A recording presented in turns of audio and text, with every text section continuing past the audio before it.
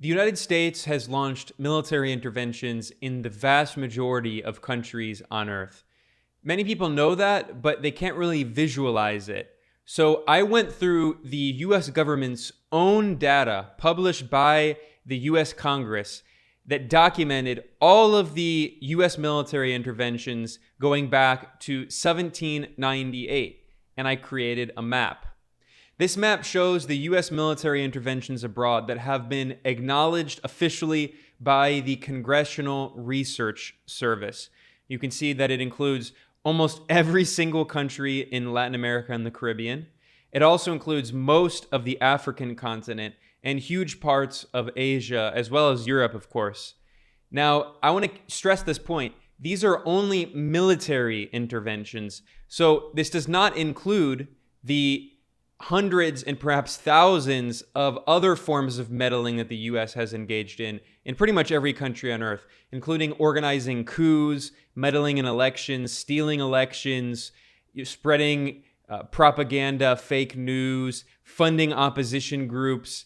I mean, there's so many examples of U.S. meddling in pretty much every country. These are just the military interventions that have been admitted by the U.S. government. And since 1991, we are talking about 251 U.S. military interventions abroad. This data comes from a report that was published by the U.S. Congress's investigation arm, which is called the Congressional Research Service. And on March 8th of 2022, it published a report titled Instances of Use of United States Armed Forces Abroad, 1798 to 2022. So between those years, from 1798 until today, it documented 469 U.S. military interventions. And I need to stress this point again. Half of those, more than half of those, were after 1991. The United States launched at least 251 military interventions abroad between 1991 and 2022, and then 218 military interventions abroad between 1798 and 1990. Why is that important? Because it shows that after the end of the First Cold War, when the United States claimed that it was, going to support peace and democracy and freedom and all that nonsense after the Soviet Union was overthrown, the U.S. continued and actually accelerated its foreign military interventions. Now, I also want to stress that this data from the Congressional Research Service, all of these figures are actually conservative because they don't include domestic deployments. They don't include the Civil War in the United States. They don't include the war between the U.S. settlers and the British Empire that established the United States. They don't include the domestic deployment of soldiers to carry out genocide and ethnic cleansing against the indigenous population. They also don't include U.S. special operations. The U.S. military has special operations forces operating across the planet. Of course, we don't exactly know what they're doing because these are covert operations.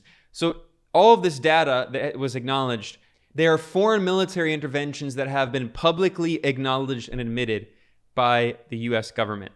Now, there is another data set that's even larger from an organization called the Military Intervention Project. This is at Tufts University, its Center for Strategic Studies.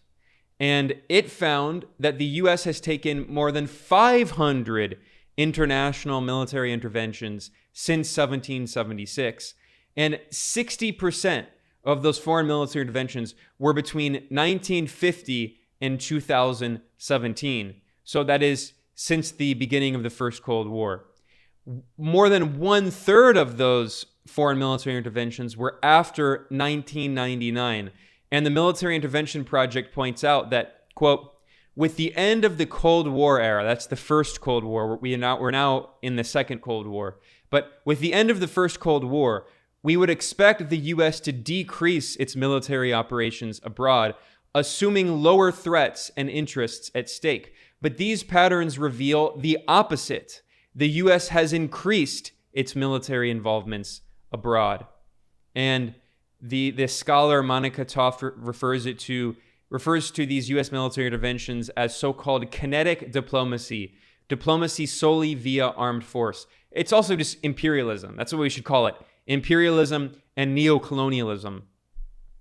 And they note that, quote, while U.S. ambassadors are operating in 1/3 of the world's countries, U.S. special operators, that is, special operations forces, U.S. special operators are active in 3/4 of the countries on Earth. And again, I need to stress this point. U.S. special operations forces and what they're doing covertly are not acknowledged in the Congressional Research Service data. So there are some graphs here from, and also this project, the Military Intervention Project. It quotes The Economist magazine back in 2007. And it boasted in 2007, the United States spends roughly as much on defense as the rest of the world put together.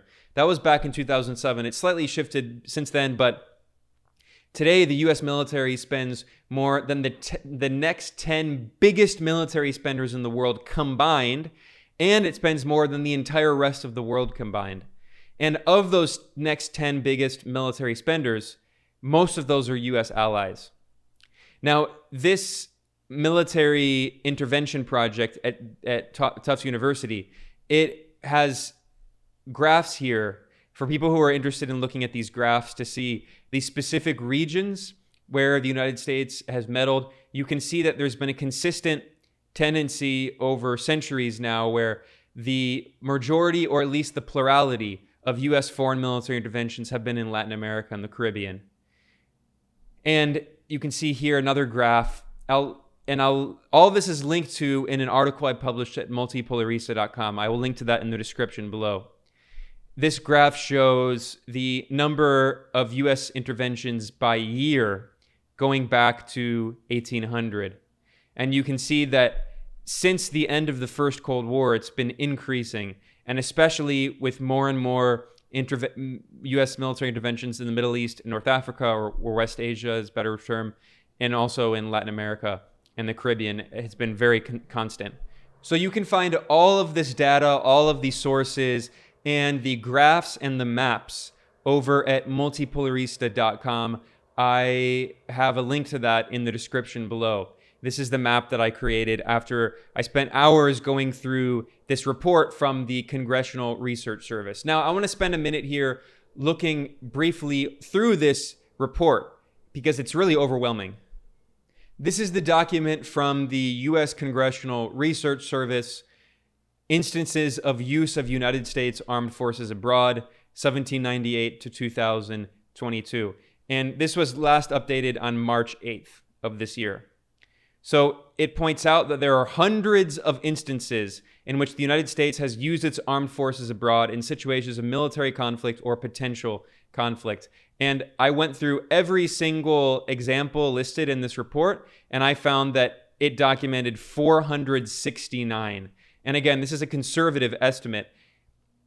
It notes that covert operations, domestic disaster relief, and routine alliance stationing and training exercises are not included here. So the thousands of U.S. military exercises the U.S. has done, in the South China Sea, in the Persian Gulf, in the Caribbean Sea, around the world, those operations are not included.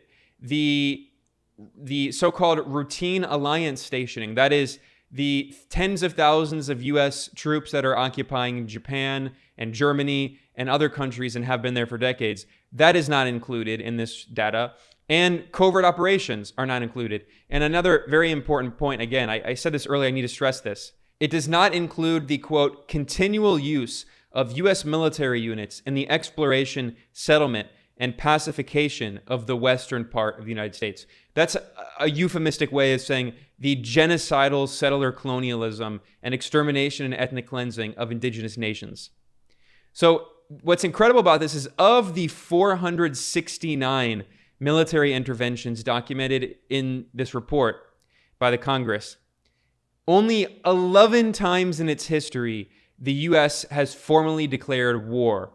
And of those 11 formal war declarations, it only included 5 separate wars. So in 98% of the U.S. military interventions abroad that have been carried out, documented here, the U.S. did not formally declare war. And here they repeat themselves, pointing out again that this does not include covert actions. It does not include, base agreements abroad, routine military assistance, or training. So this report it has 50 pages of listing these U.S. military interventions. 50 pages. Obviously, I'm not going to go through all of them. What I did is I sifted through here and I counted every single example that's listed. Count starts at 1, 10, 20, 30. I counted every single example of these military interventions going back to 1798, including in North Africa, Mexico, with Britain and Ireland, against Spain, against Algeria. I mean, they just say Africa here. Cuba, Greece. I mean, there's so many examples. Argentina, Peru. I have the map. It's the vast majority of countries on Earth. So I went through and I counted every single example going through, and then I counted in two different ways. I counted up until 1990, and from 1798 until 1990, this report documents 218 U.S. foreign military interventions. And then I started the count again from one, starting at 1991. And I counted from 1991 until today, and that includes 251 additional U.S. military interventions. Iraq, Zaire, which is now Congo, Sierra Leone, Kuwait, Iraq, Somalia, Iraq many more times, Bosnia, Somalia, Macedonia, Haiti, Rwanda. I mean, there's so many examples here. So for people who are interested, I have links to all this information over in my report at multipolarista.com. I have a map that I created. And again, that doesn't include the U.S. coups that were organized. So for instance, if you look at the map, it does not include areas of the world where the U.S. has organized a coup or meddled in their domestic politics, overthrown elected governments and regime change operations, funded the opposition.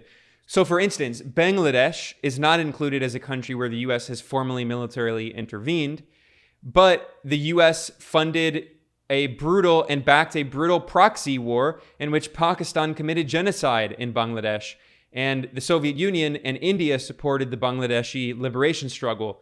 So that's not included here. Indonesia is not included, where the U.S. in 1965 and 1966 the CIA supported a violent military coup and then a genocide in which up to 3 million or more communists, leftists, labor organizers, anyone with a progressive bone in their body were exterminated. They were murdered in one of the worst genocides in history. That's not included here because technically the U.S. military didn't intervene. The CIA did. I mean, if we documented all of CIA meddling in the world, it would probably be every single country on Earth. This entire map would be all red. So there is also, the U.S. has been deeply involved in destabilization operations and was also involved in supporting European colonialists in southern Africa and places like Zimbabwe and Mozambique and South Africa. Those are not technically listed on this map because formally the U.S. military did not intervene in those countries, although the CIA and other forces from the U.S. government have clearly intervened. So this is a conservative estimate directly from the mouth of the U.S. government, directly from data compiled by the U.S. Congressional Research Service. This cannot be denied. This is not up for debate. This is an objective fact that has been acknowledged by the U.S. government, and you can clearly see the U.S. has militarily intervened in the vast majority of countries on Earth. It's really incredible. The only other map that comes close is the map of the British Empire.